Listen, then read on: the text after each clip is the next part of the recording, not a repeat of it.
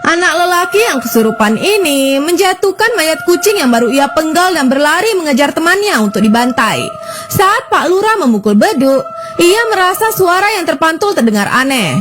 Ketika diperhatikan, ia mendapati darah menetes keluar dari beduk itu. Ia berjalan perlahan untuk memeriksa bagian dalam tong. Alangkah kagetnya ia saat menemukan anak warga yang hilang ada di dalam sana. Melihat Adi yang masih bermain di waktu maghrib, Ayu lantas memanggilnya. Anak itu perlahan berdiri sambil menenteng tubuh kucing yang sudah ia penggal. Ia menatap temannya itu dan tersenyum menyeringai. Dengan sekuat tenaga, ia berlari ke arah anak perempuan itu. Ia berniat membantainya dengan celurit. Si Ayu bukannya mengayuh sepeda, ia malah lari meninggalkan sepeda itu. Ia berteriak meminta tolong pada orang-orang.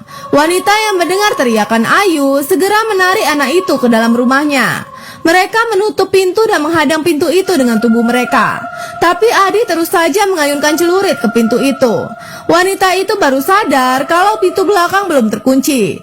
Tapi belum sempat ia menguncinya, Adi sudah lebih dulu merusak knop pintu.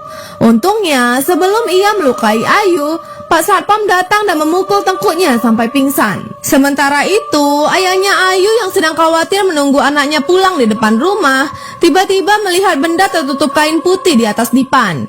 Ia berjalan perlahan ke arah benda itu sambil menyoroti senter.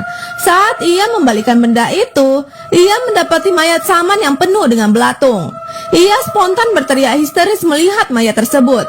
Di tempat lain, Adi yang masih kesurupan dipegangi orang-orang dan dibacakan doa oleh Pak Ustadz.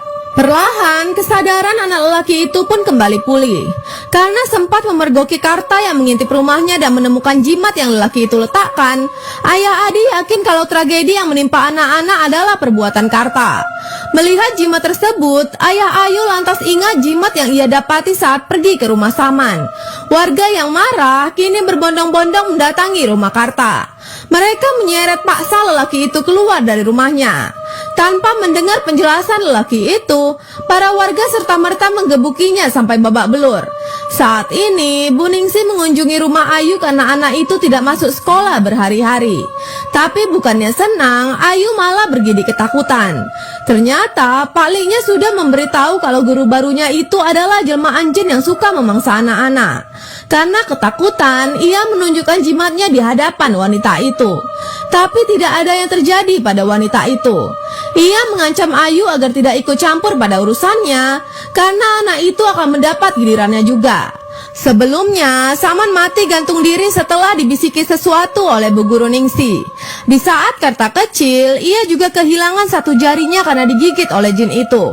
Sejak saat itu, ia selalu ketakutan ketika azan maghrib berkumandang.